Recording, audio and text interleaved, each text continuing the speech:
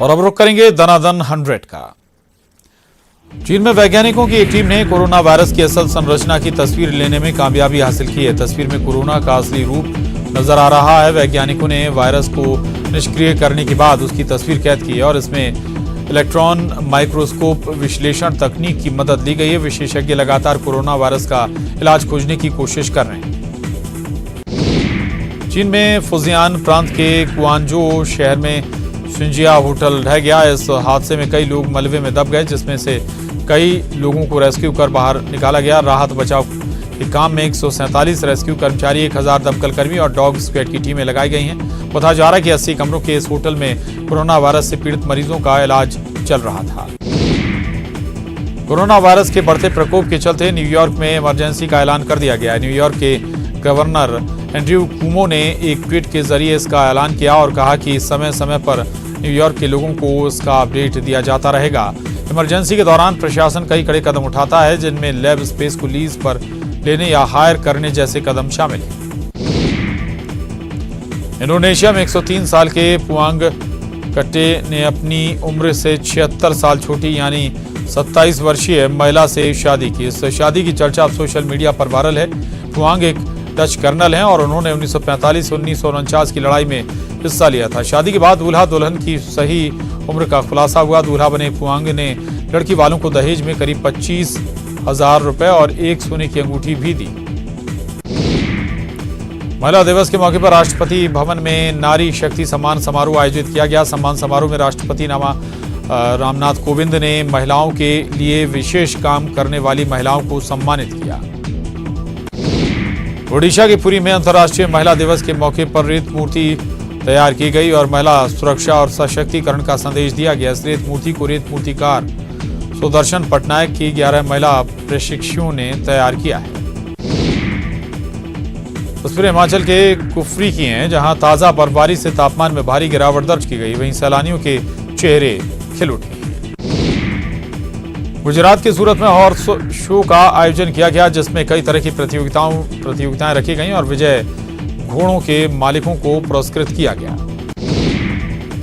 Yes bank ने अपने खाता धारकों को बड़ी राहत दी है। अब उन्हें किसी भी बैंक के एटीएम से पैसा निकालने की फिर से इजाजत दे दी गई है। इससे पहले खाता धारक बैंक में जाकर ही पैसा निकाल रहे थे। यस बैंक से खाता धारकों को एक महीने में केवल 50,000 रुपए निकालने की ही इजाजत है। आपको बता दें कि आर्थिक संकट से जूझ रहे यस बैंक के बोर्ड को आरबीआई ने भंग कर दिया है। ईडी ने यस बैंक के संस्थापक और पूर्व सीईओ राणा कपूर को गिरफ्तार कर लिया। ईडी दफ्तर में प्रवर्तन निदेशालय 15 घंटे लगातार पूछताछ के बाद उन्हें गिरफ्तार किया। पूछताछ में राणा कपूर से कई सवाल किए गए। उनके परिवार की कंपनियों और डीएचएफएल के बीच हुए ट्रांजैक्शन पर भी सवाल किए गए। आपको बता दें कि ईडी ने मनी लॉन्ड्रिंग के तहत राणा कपूर पर केस किया था। दिल्ली दंगों के मामले में अब तक 690 एफआईआर दर्ज किए गए हैं। आर्म्स एक्ट के तहत 48 केस दर्ज हुए हैं। अब तक 2193 लोगों को या तो हिरासत में लिया गया है या गिरफ्तार किया गया है। यहां रुकेंगे एक छोटे से ब्रेक के लिए, जल्द लौटते हैं।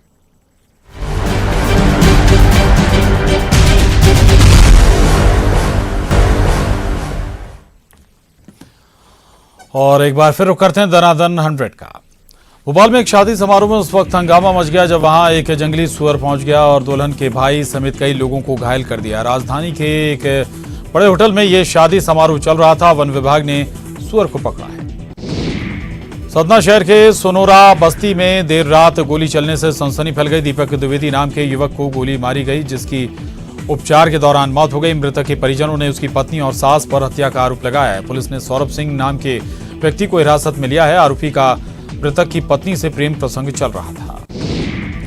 छतरपुर की 55 वर्षीय महिला आशा अंजुम आज महिलाओं के लिए एक मिसाल हैं। 14 साल पहले अपने पति की मौत के बाद उन्होंने हिम्मत नहीं हारी और अपनी जिम्मेदारी को बखूबी निभाया। उन्होंने शादी से पहले टाइपराइटर सीखा था और इसी को अपनी कमाई का जरिया बनाया।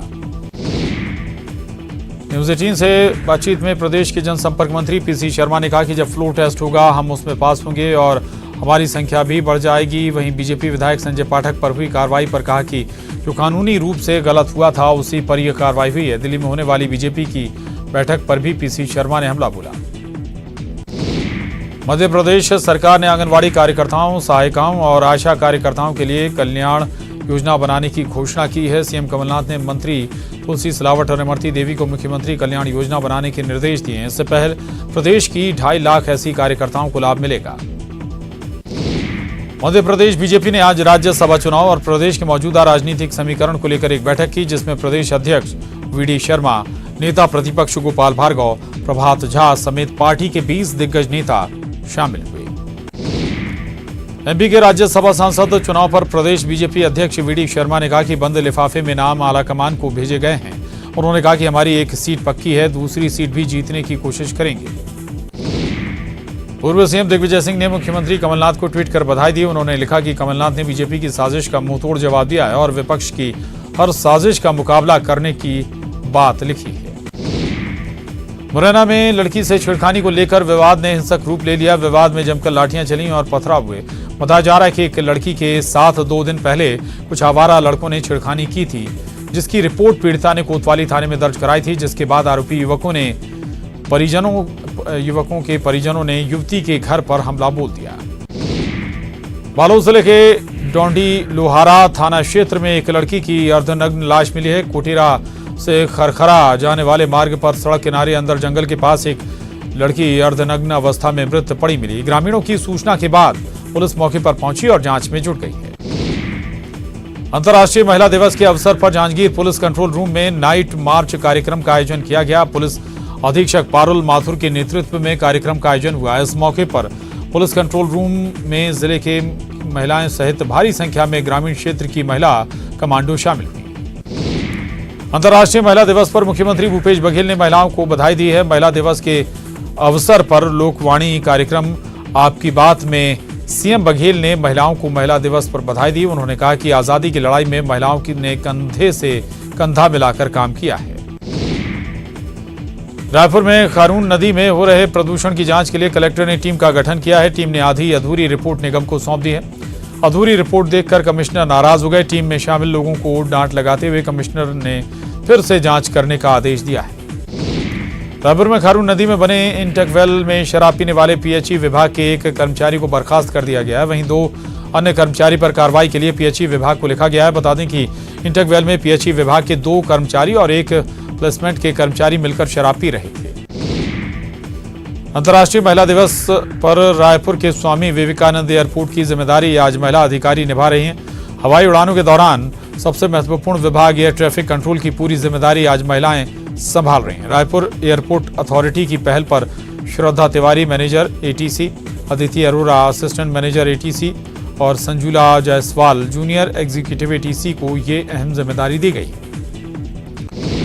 छत्तीसगढ़ के 6 मेडिकल कॉलेजों में रायपुर को छोड़कर अन्य मेडिकल कॉलेजों में डॉक्टरों की नियमित भर्ती होने जा रही है। अंबिकापुर, रायगढ़, बिलासपुर, राजनांदगांव और जगदलपुर मेडिकल कॉलेजों में नियमित डॉक्टरों के 500 से अधिक पद खाली हैं। इन मेडिकल कॉलेजों में स्थानीय स्वशासी समिति द्वारा भर्ती की जाएगी। बता दें कि इससे पूर्व मेडिकल कॉलेजों में नियमित भर्ती पीएससी के माध्यम से होती थी।